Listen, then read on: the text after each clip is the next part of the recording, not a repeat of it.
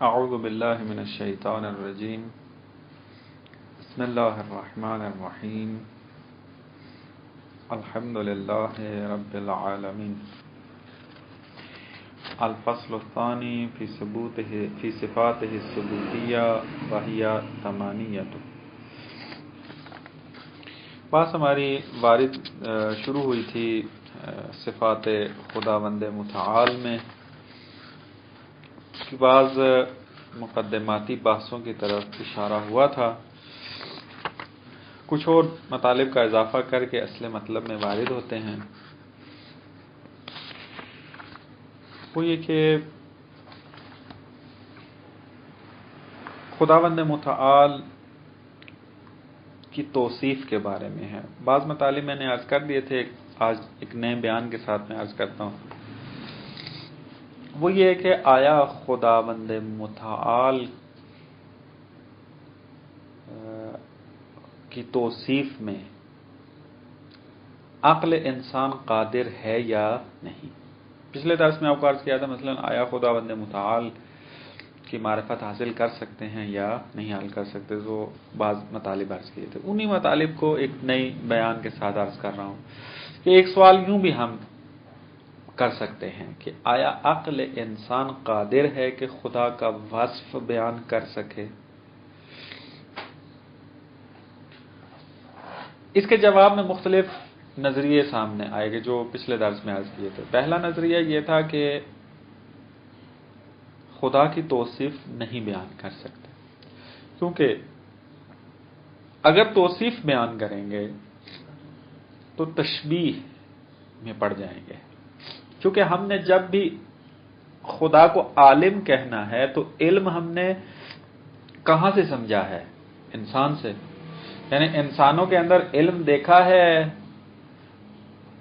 تو اب اسی معنی کو ہم نسبت دینا شروع ہو جائیں گے کس کو؟ خدا کو۔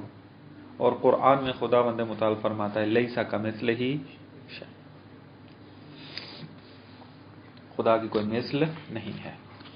تو لہذا اگر توصیف بیان کی جائے تو تشبیہ لازم آئے گی، اور تشبیہ جو ہے وہ قرآن میں ممنوع ہے اور عقلاً بھی محال ہے۔ دوسرا نظریہ یہ سامنے آیا کہ توصیف ہم بیان کر سکتے ہیں خدا کی، لیکن جو صفات ہم بیان کریں گے خدا کی، اس کے معانی کو ہم سلب کی طرف پلٹائیں گے۔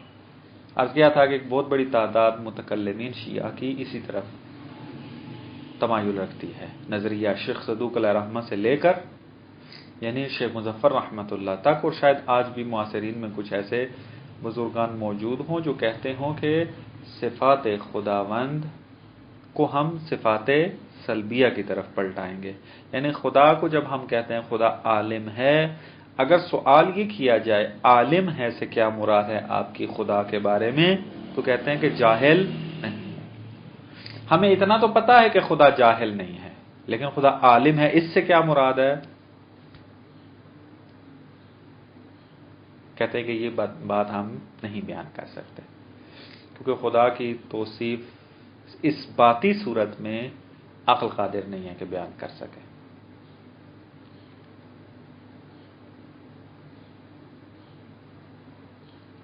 تیسرا نظریہ جو سامنے آیا، اس کے اندر بھی اکثر سے بھی زیادہ یعنی قریب بے اتفاق متکلمین شاید اس کے اندر موجود ہوں، وہ یہ ہے کہ عقل انسان قادر ہے کمال کو تشخیص دینے میں، نقص کیا ہے اس کو جاننے میں قادر ہے۔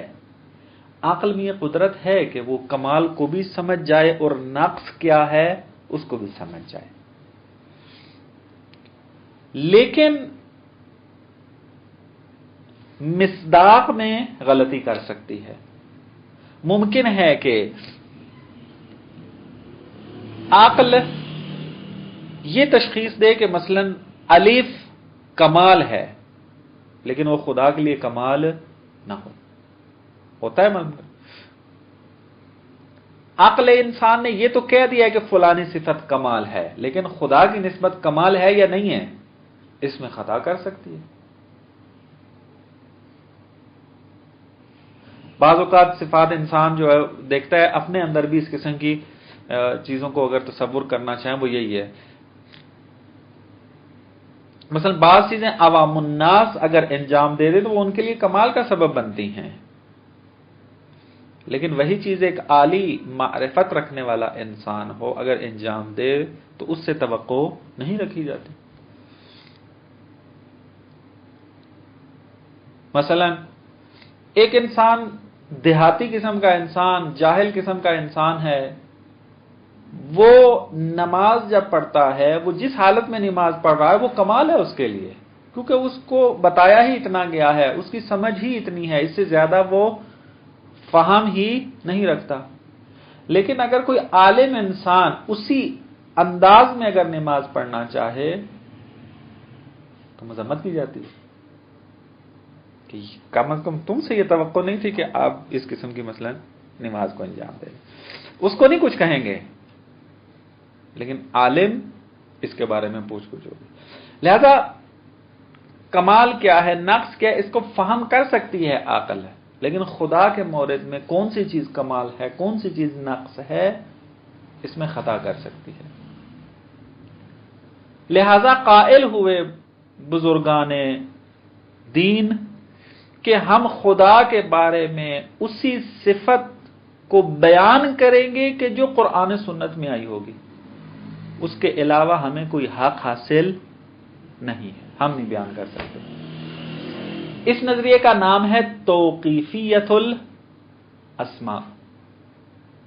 سنا ہوگا آپ نے یہ نام کہ اسماء الہی توقیفی ہیں، یعنی آپ نے اگر خدا کا کوئی وصف بیان کرنا ہے، اگر کوئی خدا کو پکارنا ہے آپ نے، تو اسی نام کے ذریعے ہی آپ پکار سکتے ہیں کہ جو نام قرآن و سنت کے اندر آئے ہوں.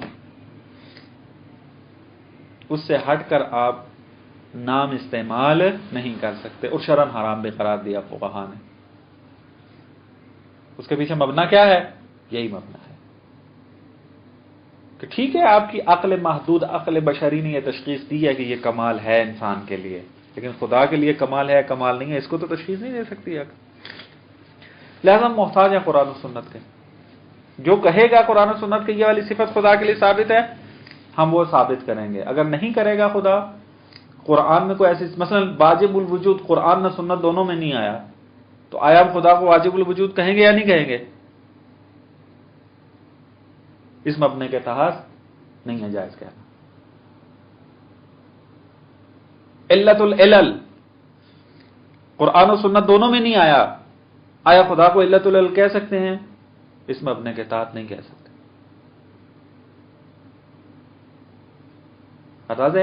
بس توصیف الہی کے اندر یہ ایک چند مبانی سامنے آئے. ایک اور جو مبنا جس کے فیلسوفان قائل ہیں اور متکلمین بھی جو تقریباً فلسفے سے آشنا ہیں وہ قائل ہیں اس بات کے، متکلمین یعنی بزرگان تشیع، وہ قائل ہیں کہ نہ،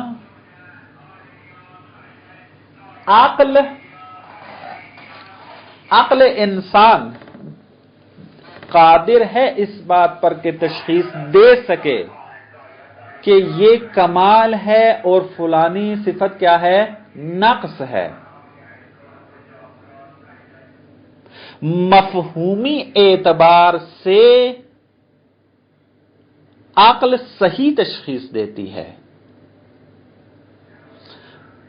لیکن فرق کہاں پر ہے؟ فرق ہے مصادیق میں. مصادیق میں ہم بھی آپ کے ساتھ ہیں، یعنی مصداق علم خدا کے اندر کچھ اور ہے اور ہمارے اندر کچھ اور ہے، لیکن مفہوم علم کسے کہتے ہیں؟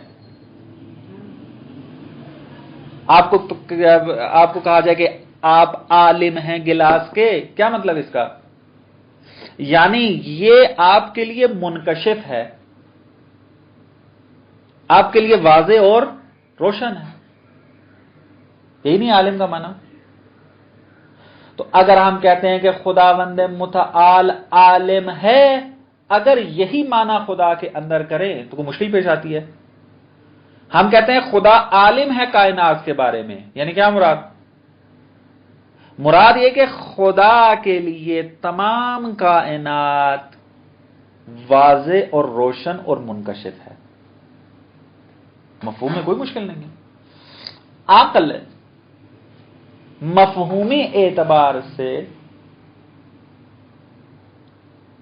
نسبت دے سکتی ہے کہ یہ خدا بھی عالم ہے اسی معنی کے اندر، لیکن میرے اور خدا کے درمیان فرق کیا ہے؟ مصداق میں ہے. مصداق میں کیا؟ مثلا مثال دیتا ہوں آپ کو. الانسان عالم بھی کہا جاتا ہے اور اللہ عالم بھی کہا جاتا ہے. مفہومی اعتبار سے ایک ہی معنی کے اندر ہیں. عالم کا نام سن کر، عالم کا لفظ سن کر جو معنی ذہن میں آتا ہے وہی اسی معنی میں خدا بھی عالم ہے، لیکن فرق مصداق میں ہے. مصداق میں انسان کا علم محدود ہے اور خدا کا علم لامحدود ہے. انسان کا علم زائد بر ذات ہے، خدا کا علم عین ذات ہے.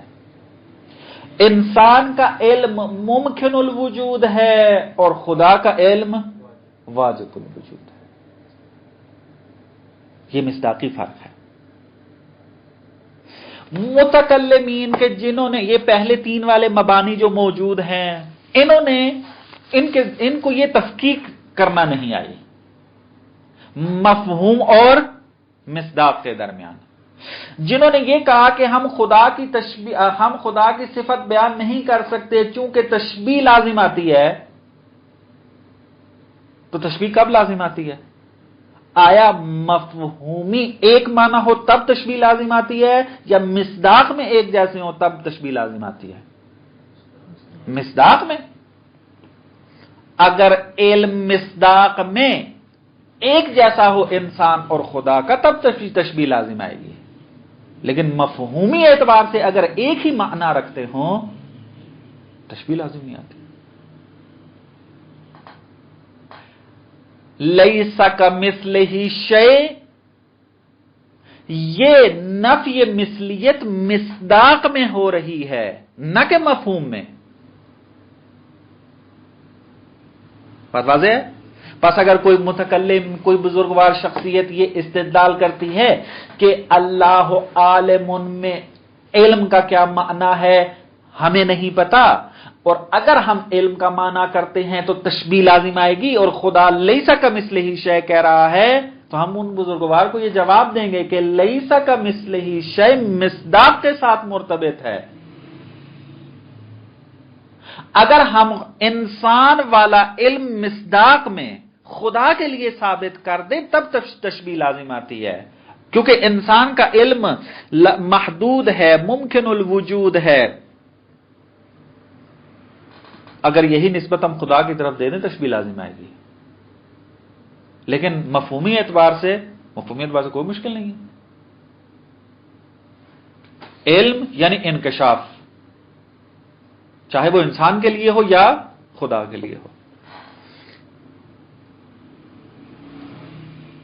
بس صحیح نظریہ کیا ہے؟ صحیح نظریہ یہ ہے کہ عقل انسان قادر ہے توصیف خداوند پر، کمال و نقص کی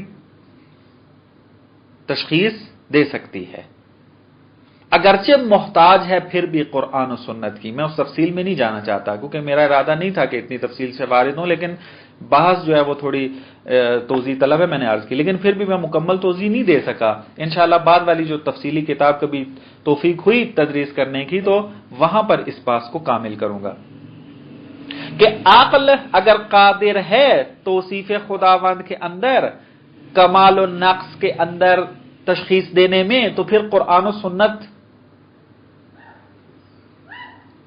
اس کا کہ پھر فلسفہ ہے.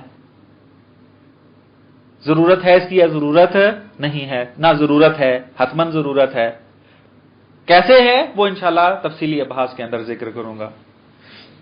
بہرحال خلاصہ یہ نکلا کہ نہ تو اگر ہم خداوند متعال کے لیے علم کا معنی کر دیں مفہومی اعتبار سے، نہ تو تشبیہ لازم آئے گی، نہ ہی ضرورت پیش آئے گی کہ آپ صفات ثبوتیہ کو صفات سلبیہ کی طرف پلٹا دیں، یعنی علم کو جاہل نہ ہونے کی طرف پلٹا دیں. ضرورت نہیں ہے اس طرح. یہ ضرورت تب پیش آ رہی تھی کہ جب علم کا معنی کرنے میں تشبیہ لازم آتی ہو، لیکن ہم نے ایک ایسا معنی پیش کیا ہے، رائے حل پیش کیا ہے کہ جس میں تشبیہ لازم نہیں آتی. بس صفات ثبوتیہ کو سلبیہ کی طرف پلٹانے کا بھی کوئی معنی نہیں بنتا. اور تیسرا توقیفیت اسما، اس کا ایک الگ جواب ہے، اس کو انشاءاللہ تفصیلی ابحاث میں عرض کروں گا کہ توقیفیت اسما کس حد تک درست ہے، کس حد تک درست نہیں ہے. بات واضح ہوئی ہے؟ مثلا آپ شیخ صدوق علیہ رحمہ کی ہوئی کتاب اعتقادات کو جا کر دیکھیں، وہ صفات ثبوتیہ کو صفات سلبیہ کی طرف پلٹاتے ہیں. اور جس بزرگان نے اردو میں اس کی شرح تشریح کی ہے، آپ جا کر دیکھیں، تقریباً اسی ہی نظریے کو انہوں نے وضاحت کی ہے. خوب، یہ ایک مطلب تھا جو آپ کی خدمت میں عرض کر دیا. ایک اور مطلب جو آپ کی خدمت میں عرض کرنا ہے. کون اس دور میں ہیں موجود؟ شیخ ظفر رحمۃ اللہ علیہ اسی نظریے کے قائل تھے عقائد امامیہ کے اندر. ہاں، نظریہ درست نہیں ہے. انشاءاللہ تفصیلی بحث میں عرض کروں گا کہ اس میں کیا کیا نقائص موجود ہیں. اس نظریے میں نظریہ درست نہیں ہے. درست سے مراد یہ ہے کہ ناقص ہے یہ نظریہ. مثلا ہم یہ جاننا چاہتے ہیں کہ خدا عالم ہے سے کیا مراد ہے. اگر آپ کہہ دیں کہ خدا جاہل نہیں ہے تو اتنا تو آپ بتا رہے ہیں کہ خدا جاہل نہیں ہے، لیکن ابھی ہمارے لیے واضح نہیں ہوا کہ خدا عالم ہے یا نہیں ہے. میں آپ سے پوچھتا ہوں کہ آیا یہ انسان عالم ہے؟ آپ کہتے ہیں جاہل نہیں ہے. خوب، اگر جاہل نہیں ہے تو عالم ہے یا نہیں ہے؟ علم کی حقیقت کیا ہے ان کے اندر؟ حقیقت واضح نہیں ہوتی. حقیقت واضح نہیں ہوئی ہے نا. آپ کو اتنا پتا ہے کہ عالم ہے، یہ تو میں بھی جان رہا ہوں عالم ہے، علم رکھتا ہے. حقیقت علم کیا ہے؟ یہی بات یہیں پر ہے کہ مفہومی اعتبار سے عقل انسان قادر ہے کہ وہ بعض چیزوں کو درک کر لے. عقل کس کو درک نہیں کر سکتی؟ مصداق کو درک نہیں. مصداق علم جو خدا میں ہے عقل درک نہیں کر سکتی، کیونکہ علم الہی مصداقی اعتبار سے عین ذات ہے، ذات لامتناہی ہے، علم بھی لامتناہی ہے. کنہ صفت کو بھی درک نہیں کر سکتے. جس طریقے سے کنہ ذات کو درک کرنا محال ہے، کنہ صفت کو بھی درک نہیں کر سکتے. لیکن مفہومی اعتبار سے ہم اس کا مفہوم بیان کر سکتے ہیں کہ علم کا کیا معنی ہے، اس معنی کو. اور یہ بزرگواران کیا کہتے ہیں؟ ہم خدا کے مورد میں حتی علم کس معنی میں ہے اس کو بھی ہم بیان نہیں کر سکتے. اسی وجہ سے سلب کی طرف پلٹایا اس کو.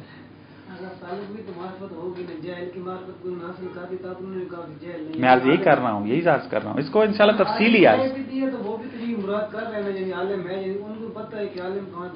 میں وارد نہیں ہونا چاہتا اس میں. یہ انشاءاللہ کبھی آپ اسی طرح تسلسل کے ساتھ چلتے رہیں. انشاءاللہ جب تفصیلی ابحاث میں وارد ہوں گے تو وہاں پر یہ میں نے نہج البلاغہ کے دروس میں ارادہ تھا میرا تفصیلی طور پہ اس نظریے کو بیان کروں، اس کو رد کروں، لیکن توفیق نہیں ہو سکی، اس کو بیان نہیں کر سکا میں. شاید تھوڑا سا میں نے اشارہ کیا ہو اس کے اوپر، لیکن فعلاً ابھی مجال نہیں ہے کہ اس باب ہادی اشر کی جو ابتدائی کتاب ہے میں ان تفصیلوں میں چلا جاؤں. تو کیونکہ ابتدائی اسٹوڈنٹ سنیں گے اس کو، اور اگر اس ابحاث میں پڑھ جاؤں تو اصل مطلب جو ہے وہ ان سے رہ جائے گا. انشاءاللہ کشف المراد میں آپ میرے ساتھ رہیں یا کہیں جہاں بھی ہوں گے میرے درس سنیں، وہاں پر انشاءاللہ تفصیلاً عرض کروں گا کہ اس نظریے میں کیا نقائص ہیں. اگرچہ ائمہ علیہم السلام نے بعض جگہ پر صفات ثبوتیہ کو صفات سلبیہ کی طرف پلٹایا ہے. ہمارے پاس روایات بھی موجود ہیں. شیخ صدوق علیہ رحمہ نے جو یہ نظریہ اختیار کیا ہے ان روایات کی وجہ سے اختیار کیا ہے. لیکن اس کو ایک نظریہ بنا لینا اور صفات ثبوتیہ کو ثابت معنی کے اعتبار سے ثابت نہ کرنا اور وہیں پر رک جانا کہ جو ائمہ نے بیان کیا، یہ نہیں ہے، کیونکہ اس نظریے کے اوپر ہمارے پاس متعدد روایات موجود ہیں کہ جو علم کا معنی کر رہی ہیں۔ اس بات ہی یہ بزرگ کیا کہتے ہیں، صفات ثبوتیہ سلبیہ ہمیشہ سلبیہ کی طرف پلٹیں گی، لیکن ہمارے پاس روایات موجود ہیں کہ ائمہ نے خود کیا کیا ہے، صفات کا معنی کیا ہے، سلب کی طرف نہیں پلٹایا، علم کا معنی کیا ہے۔ بات واضح ہے؟ بس یہ نظریہ اختیار کرنا کہ خدا کی تمام صفات سلبیہ کی طرف پلٹائیں، تو ائمہ خود جب معنی کر رہے ہیں تو پھر ہم ان معنی کی طرف توجہ کریں، کیوں نظریہ اختیار کریں کہ تمام صفات پلٹتی ہیں سلب کی طرف؟ کس کو؟ نہیں، رد نہیں کیا، رد نہیں کیا، انشاءاللہ تفصیلی بات میں۔ خوب، صفات ثبوتیہ، خداوند متعال کی صفات کو دو حصوں میں تقسیم کیا جاتا ہے، صفات ثبوتیہ تاسا کے ساتھ اور صفات سلبیہ۔ صفات ثبوتیہ کو صفات جمالیہ بھی کہتے ہیں اور صفات سلبیہ کو صفات جلالیہ بھی کہتے ہیں۔ نام یاد رکھیں، مختلف کتابوں میں مختلف نام موجود ہیں۔ مثلا یہ نام بزرگان نے سورہ رحمان کی اس آیت سے استفادہ کیا جہاں پر خداوند متعال فرما رہا ہے تبارک اسم ربک ذی الجلال والاکرام۔ کہتے ہیں یہاں پر ذی الجلال جو کہا جا رہا ہے یہ صفات ثبوتیہ کی طرف اشارہ ہے، ذی الجلال والاکرام جو ہے یہ کیا ہے، یہ صفات سلبیہ کی طرف اشارہ ہے، یعنی وہی صفات جلالیہ بنتے ہیں۔ ہاں، صفات جلال، ذی الجلال صفات سلبیہ کی طرف اور اکرام جو ہے صفات ثبوتیہ کی طرف اشارہ کرا ہے۔ صفات ثبوتیہ کو صفات کمالیہ کے نام سے بھی یاد کرتے ہیں۔ پھر اس صفات ثبوتیہ کو مختلف اقسام میں تقسیم کرتے ہیں۔ ہماری جو قدیمی کتابیں علم کلام میں لکھی گئی ہیں یہ اقسام اس طریقے سے منظم صورت میں ذکر نہیں ہوئی ہیں، بعد میں جو کتابیں لکھی گئی ہیں جو آج کل لکھی جا رہی ہیں اس میں انتہائی منظم انداز میں یہ صفات کی اقسام موجود ہیں۔ مثلا صفات ثبوتیہ کو تقسیم کرتے ہیں، صفات ثبوتیہ یا صفات حقیقیہ ہوتی ہیں یا کیا ہوتی ہیں، صفات غیر حقیقی ہوتی ہیں۔ صفات غیر حقیقی جو ہیں پھر کہتے ہیں یا صفات اضافیہ ہوتی ہیں، اضافہ محضہ ہوتی ہیں، اس قسم کی مختلف اقسام کی جاتی ہیں اس کے اندر۔ چونکہ اس کتاب کے اندر یہ اقسام جو ہیں وہ مکسن ذکر کی گئی ہیں، صفات حقیقیہ کیا ہے، اعتباریہ کیا ہے، مثلا اس طریقے سے صفات اضافہ کسے کہتے ہیں، اضافہ محضہ والی صفت کسے کہتے ہیں، صفت حقیقیہ ذو اضافہ کسے کہتے ہیں، یہ مختلف ہیں اقسام اس کی۔ یہ انشاءاللہ جس کتاب میں یہ مطلب ذکر ہوگا یا تفصیلی کتاب میں ہوگا وہاں پر اس کو منظم طور پر ذکر کریں گے، اور آپ ایسے بھی علم کلام کی کوئی بھی کتاب اس وقت آیت اللہ مصباح کی کتاب اٹھا کے دیکھ لیں، آیت اللہ سبحانی کی کتاب اٹھا کے دیکھ لیں، وہاں پر آپ کو اس کی تفصیل مل جائے گی انہی ابحاث کے اندر، صفات الہی کے اندر۔ 12 صفات ثبوتیہ و صفات سلبیہ، دو حصوں میں اس کو تقسیم کیا جاتا ہے۔ متکلمین کی عادت یہ رہی ہے کہ معمولاً علم کلام کے اندر صفات ثبوتیہ کی فقط 8 قسمیں ذکر کرتے ہیں، تمام صفات پر بحث نہیں کرتے۔ اس کی وجہ یہ ہے کہ کیونکہ یہ صفات مورد اختلاف واقع رہی ہیں معنی کے اعتبار سے، تو لہذا متکلمین انہی صفات کے بارے میں بحث کرتے تھے، اور پھر عادت بن گئی بزرگان کی کہ فقط انہی 8 صفات کو ہی علم کلام میں ذکر کرتے ہیں، باقی صفات کو چھوڑ دیتے ہیں۔ وہ 8 صفات کون کون سی ہیں؟ مثلا قادر، یہ ایک صفت بیان کی جاتی ہے اس کے اندر۔ دوسری صفت عالم، خدا عالم ہے، دو صفات علم کی صفت بیان کی جاتی ہے اس کے اندر۔ تیسری صفت جو یہاں پر بیان کی جاتی ہے وہ ہے حی ہونا، زندہ ہونا، مرید ارادہ رکھتا ہے خدا، یہ چوتھی صفت ہے۔ تکلم جو ہے متکلم ہونے میں، یہ کیا نام ہے اس کا، نہ یہاں پہ پانچویں صفت جو لکھی ہوئی ہے باب عادشر کے مطابق یہ ہے کہ مدرک ہے خدا، درک کرنے والا ہے، یہ ہے. اور چھٹی صفت لکھی ہے کہ خدا قدیم ہے. اور ساتویں صفت جو اس کے اندر ذکر کی گئی ہے، آٹھویں صفت جو ذکر کی گئی ہے اس ترتیب کے مطابق وہ صادق ہونا ہے. جی ہاں، مجھے ساتواں نظر نہیں آ رہا یہاں پہ ترتیب کے، ہاں متکلم کے اعتبار سے. بس قدرت، علم، قدیم، حی، مدرک، ارادہ کیا دیا ہے؟ ارادہ، متکلم اور صادق. یہ صفات معمولاً علم کلام کی جو کتابیں لکھی گئی ہیں قدیم الایام کے اندر، یا جدید بھی اگر لکھی جا رہی ہیں تو اگر اسی روش پر ہیں تو ان 8 صفات پر بحث کی جاتی ہے اور اسی کی حقیقت کو بیان کیا جاتا ہے. بیان کریں گے، وہاں جائیں گے جب.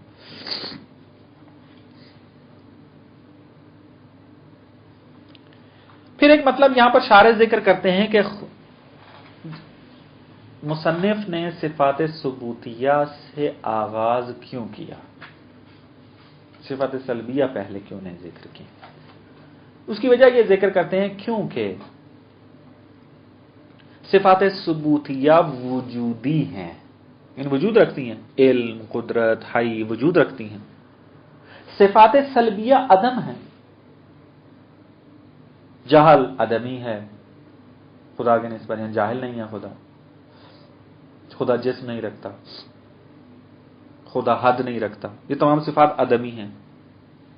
اور وجود اشرف ہے کس پر؟ عدم پر. بس اشرف چیز سے آغاز کرنا چاہیے. صفات ثبوتیہ چونکہ صفات وجودیہ ہیں تو یہ اشرف ہیں صفات سلبیہ سے، تو لہذا اشرف سے آغاز کیا اور صفات ثبوتیہ سے اس کا آغاز کیا ہے. اس عبارت کو تطبیق کرتے ہیں، اقول سے پڑھتے ہیں کیونکہ مصنف کی عبارت کو ہم بعد میں تطبیق کریں گے. اقول فاضل مقداد فرماتے ہیں کہ لما فرغ من اثبات الذات، جب مصنف فارغ ہو گئے ذات خداوند کے اثبات میں، شرع فی اثبات الصفات، شروع کر دیا صفات کو ثابت کرنا. وقدم الصفات الثبوتیہ، اور صفات ثبوتیہ کو مقدم کیا. کیوں؟ لأنہا وجودیۃ، چونکہ صفات ثبوتیہ وجودی ہیں. والسلبیۃ عدمیۃ، اور صفات سلبیہ عدمی ہیں. والوجود اشرف من العدم، اور وجود اشرف ہوتا ہے عدم سے. والاشرف مقدم علی غیرہ، بس نتیجہ یہ نکلا کہ اشرف کو مقدم ہونا چاہیے غیر اشرف پر، یعنی وہی عدم ہے جو. وابتدأ بکونہ قادرا، ہاں یہ ایک مطلب تھا. یہاں تک یہ بیان کر دیا کہ صفات ثبوتیہ سے آغاز کیوں کیا. اب یہ بیان کرتے ہیں کہ یہاں پر مصنف نے صفت قدرت سے کیوں آغاز کیا ہے. علم پہلے کیوں نہیں لے کر آ گئے، صدق پہلے کیوں نہیں لے کر آ گئے، متکلم ہونا کیوں نہیں پہلے لے کر آ گئے. اس کی وجہ فرماتے ہیں اس وجہ سے کیونکہ ہم نے صنع کو دیکھا ہے، مخلوق سے خالق تک پہنچے ہیں، تو یہ روش استدلال اقتضاء اس بات کی کرتا ہے کہ ہم قدرت میں پہلے بات کریں. چونکہ جب ہم نے خدا کی مخلوق دیکھ لی، اس کا مطلب ہے کہ خدا قادر ہے، لہذا ہمیں پہلے قدرت چونکہ فہم ہوتی ہے، سمجھ میں آتی ہے قدرت کی صفت، لہذا قدرت کی صفت سے آغاز کیا ہے. دیکھیں وابتدأ بکونہ قادرا، مصنف نے قادر ہونے والی صفت سے آغاز کیا ہے. کیوں؟ لاستدعاء صنع القدرت، چونکہ صنع و مخلوق اس بات کی طلبگار ہے کہ قدرت ہو، یعنی قادر ہوگا تو مخلوق کو خلق کرے گا، اگر قادر ہی نہ ہو تو مخلوق کو خلق نہیں کر سکتا. اور ہم مخلوق کو دیکھ رہے ہیں، اس کا مطلب ہے قادر ہے. تو اب ہمیں قادر والی صفت کو بیان کرنا ہے. وَلْنَذْكُرْ هُنَا مُقَدِّمَةً، तश्तमिल अला तसव्वुर मुफरदात हाज़ल बहस। शारे फरमाते हैं कि मैं मुकद्दमाती एक बात जिक्र करता हूं कि जिसके अंदर इस बहस में इस्तेमाल होने वाले अल्फाज व मुफरदात की वजाहत होगी। यानी अभी मैं ये नहीं बयान करूंगा कि कुदरत खुदा कादिर है, उसकी दलील क्या है। अभी मैं ये बयान करूंगा कि जो जो अल्फाज मुसन्निफ की इबारत में मौजूद हैं उसको बयान करूं। मसलन कादिर का लफ्ज आया है, आलम का लफ्ज आया है, मुहदिस का लफ्ज आया है, जिस्म का लफ्ज आया है, हरकत व सुकून का लफ्ज आया है। इसको पहले मैं वजाहत कर दूं कि इनके क्या मानी हैं। जिस्म किसे कहते हैं, हरकत व सुकून किसे कहते हैं, मुहदस किसे कहते हैं, कादिर का मफहूमी माना क्या है, उसको बयान कर दूं, फिर इंशाअल्लाह असले बात के अंदर वारिद होंगे। फनकूलो, ये वाली बात हमने कल पढ़ ली थी, लेकिन थोड़ा जल्दी इसको पढ़ लेते हैं दोबारा। फनकूलो अल कादिरुल मुख्तार हुवल्लज़ी इन शाअ अन यफ़अल फ़अल। कादिर उस जात को कहते हैं, कादिर मुख्तार, कि जो अगर चाहे फेल को अंजाम देना तो अंजाम दे देता है। व इन शाअ अन यत्रुका तरक, और अगर चाहे कि फेल को तर्क करे तो तर्क कर देता है। मआ वजूद क़स्दिन व इरादतिन, लेकिन उसकी जो ये मशीयत होगी वो क़स्द व इरादा के साथ होगी, तब वो कादिर मुख्तार कहलाएगा। वल मूजबो बिखिलाफे, और जो मूजब होता है वो कादिर के उल्ट होता है। मूजब मजबूर को कहते हैं।